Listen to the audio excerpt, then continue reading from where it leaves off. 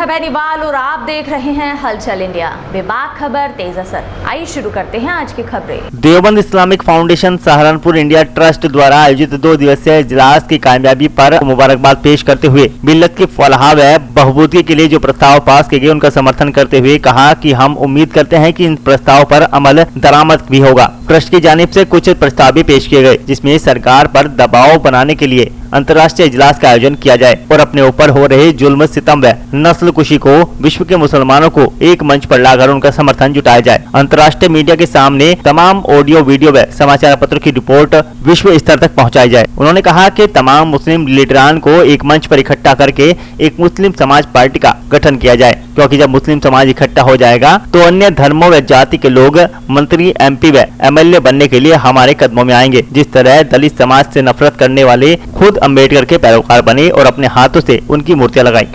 मेरा नाम मोहम्मद बाबर कासमी। अच्छा बाबर जी, ये बताइए जो 2 दिवसीय अधिवेशन समाप्त हुआ है, इस अधिवेशन में क्या क्या मुख्य बातें रही और क्या क्या यहाँ पर फैसले लिए गए? जो अहम बात मैं बताता हूँ, जो तकरीबन हमारे सभी उलमा के बयानात रहे हैं, सब ये कह लीजिए हम मुसलमान हैं। मुसलमान के क्या माने हैं? मुसलमान के मीनिंग है सलामती के साथ रहने वाला और दूसरों को भी सलामती के साथ रखने वाला। हमें मोमिन भी कहते हैं। मोमिन के माना है अमन से रहने वाला और दूसरों को भी, चाहे वो हिंदू हो, चाहे वो सिख हो, चाहे वो कोई भी हो, चाहे वो मुस्लिम हो, उनको भी अमान के साथ रखने वाला। तो बहरहाल यही यहाँ से दर्ज दिया गया कि आप अपने अखलाक का मुजाहरा करें, आप अपने अखलाक से पेश आए, क्योंकि गिने चुने थोड़े से लोग हैं जो इस तरीके से मुसलमानों को बदनाम करने की कोशिश कर रहे हैं। नहीं तो बड़ी तादाद हिंदुओं की ऐसी है जो समझ रहे हैं। मुसलमानों को तो ये सिखाया जाता है रास्ते में अगर आप चल रहे हैं और वहाँ कोई तकलीफ़ देने वाली चीज़ पड़ी है, कांटे पड़े हुए, उनको साइड से कर दीजिए, इस पर भी आपको नेकी मिलती है, इस पर भी आपको सवाब मिलता है। और मुसलमान ये सब नेकियां बड़ी खुशी से करते हैं। मुसलमानों को तो ये सिखाया जाता है अगर आपने अपने घर में खाना बनाया है, उस खाना बनाते आप उसको अच्छा से करके बढ़ा करके बना लीजिए ताकि आप अपने पड़ोसी के यहाँ भी भेज सकें। और मुसलमान इसे करते भी हैं, खाना अच्छे से ज़्यादा सा बनाते हैं और पड़ोसी के यहाँ, चाहे वो हिंदू हो चाहे वो मुस्लिम हो, सब के यहाँ भेजते हैं। तो हमें तो ये दर्श दिया जाता है और यहाँ से यही दर्श दिया गया है आज, यही तालीम दी गई है कि आप सब्र करें। जो इस तरह की बातें आ रही है और हालात ख़राब करने की बातें आ रही है, आप उन पर भी सब्र करें और अपने अखलाक का मुजाहरा पेश करें। ज्ञान में आपका? मेरा नाम है मोहम्मद अली एडवोकेट। हमारा the Islamic foundation Saharanpur India trust है। हमारा एक प्रोजेक्ट चल रहा है कांच की मस्जिद का, आपने सुना होगा। तो हम भी ये भी हमारी हमकक्ष एक संस्था है जमीयतुल हिंद, हम इनको समर्थन देने के लिए यहाँ पर आए थे और हमने इनको अपना लेटर भी दिया है कि हम आपकी जो प्रस्ताव हैं हम उनकी तायद करते हैं, उनका समर्थन करते हैं। तो जो इन्होंने पैगाम दिया है आपसी भाईचारे का, मोहब्बत का, तो ये हमारी जिम्मेदारी बनती है। वैसे तो हमारे जो बहुत संख्यक लोग हैं उनकी जिम्मेदारी है वो छोटों की रक्षा करें, लेकिन अब जो यहाँ काम उल्टा हो रहा है, क्योंकि यहाँ पर वोट की राजनीति है, यहाँ पर डिवाइड एंड रूल वाला काम हो रहा है, वोट ध्रुवीकरण। क्योंकि चुनाव है 2024 में, उसके ध्रुवीकरण के लिए इस तरह के मुद्दे उछाल रहे हैं ताकि सन 2024 के चुनाव हम आराम से जीत सकें।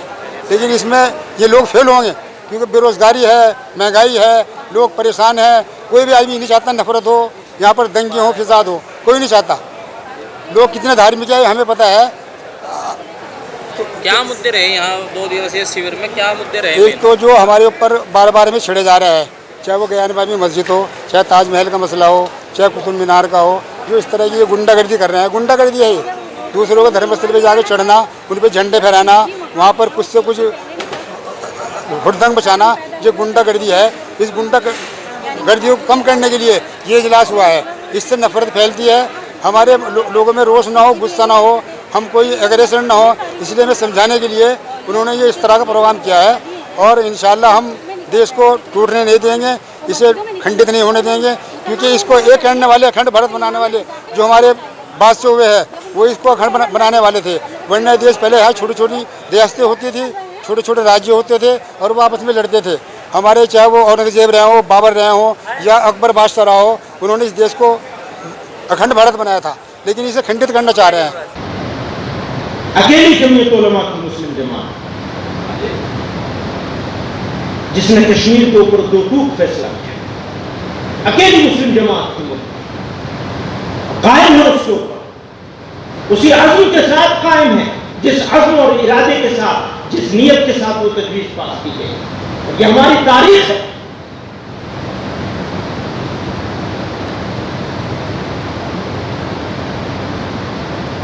मुल्क की आज़ादी के वक्त में भी हमारे बुजुर्गों ने वो फैसले लिए थे जो फैसले हवा के रुख के खिलाफ थे। हमें आदत है हवा के रुख के खिलाफ और जुल्म सहने की आदत थी। उस वक्त भी जुल्म सहा था, हम तो उसका 10वां हिस्सा भी जुल्म नहीं सह सकते। मैं अपने बुजुर्गों का शुक्रिया अदा करना चाहता हूँ। के साथ मैं फिर अल्लाह की रात से तवक्कुल रखता हूँ कि आने वाले दिन आप हजरात के लिए खुशखबरी के दिन होंगे इंशाअल्लाह। अल्लाह ताला हम सबको अपने फज़्ल व करम से नवाजे और अल्लाह ताला मुल्क के अंदर मुस्लिम अक़लियत को मजबूत से मजबूत तर फरमाए और अक्सरियत के दिनों के अंदर अक़लियत के साथ छोटे भाई की तरह जिंदगी गुजारने के अंदर नजरिए को पेश करने वाला बनाए। वआखिरु दअवाना अल्हम्दुलिल्लाहि रब्बिल आलमीन व सल्लल्लाहु तआला अला खैरि खल्क़िही सय्यिदिना मुहम्मद व अला आलिहि व अस्हाबिही अजमईन। मैं फिर आखिर में ये बात कहता हूँ कि मैंने एक नजरिया पेश किया है और बस मेरा एक नजरिया है, मैं उसको हर जगह पेश करता हूँ।